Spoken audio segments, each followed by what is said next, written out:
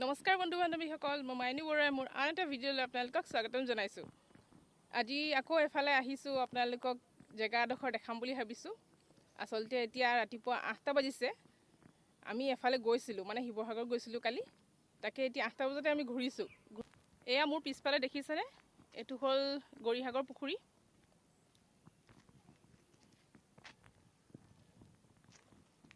অকণমান দেখাবলৈ চেষ্টা কৰিছোঁ। এইটো দৌল।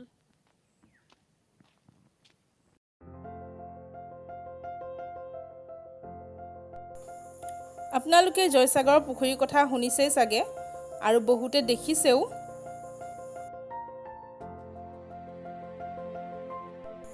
এই গৌৰীসাগৰ দৌল আৰু গৌৰীসাগৰ পুখুৰীটো শিৱসাগৰ ফালৰ পৰা আহোঁতে মেইন ৰোডৰ পৰা লেফ্টৰ ফালে অলপ সোমাই আছে।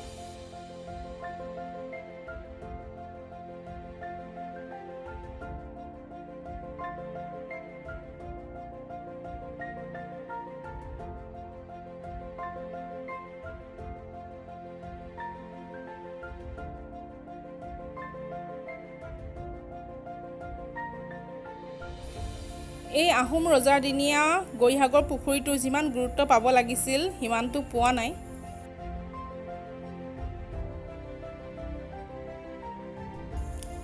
এই ৰাস্তাটোৱেদি আগলৈ গৈ পুখুৰীৰ পাৰতে গৌৰীসাগৰ থানাখন আছে।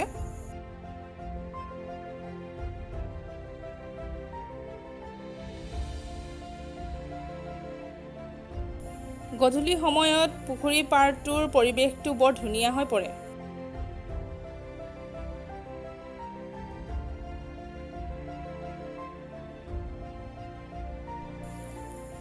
বেলেগ এদিন দৌলটোৰ বাউণ্ডেৰীৰ ভিতৰত সোমাই ওচৰৰ পৰা দেখাম বাৰু।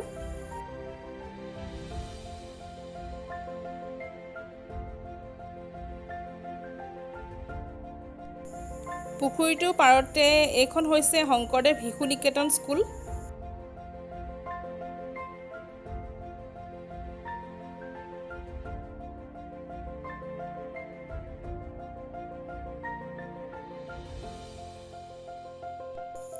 আৰু ইয়াতে মঙলবৰীয়া বজাৰ বহে।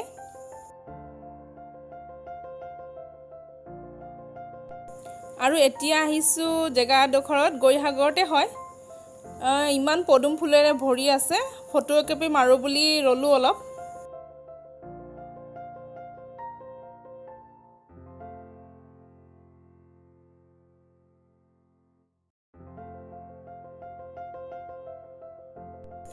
চাৰিওফালে পদুম ফুল ফুলি আছে।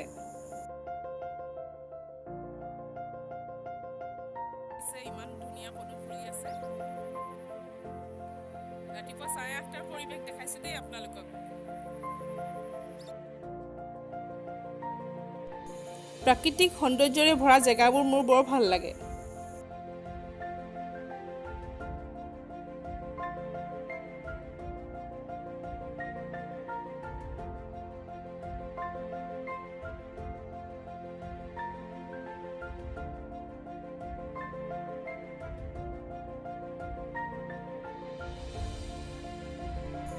আৰু এয়া হৈছে বহুত দূৰৈত কঠীয়া ৰুই থকা দৃশ্য। আজিৰ ভিডিঅ'টো আপোনালোকৰ কেনেকুৱা লাগিল কমেণ্ট কৰি জনাব, লগতে লাইক আৰু ছাবস্ক্ৰাইব কৰিব। তেন্তে আজিলৈ আহিছোঁ, ধন্যবাদ।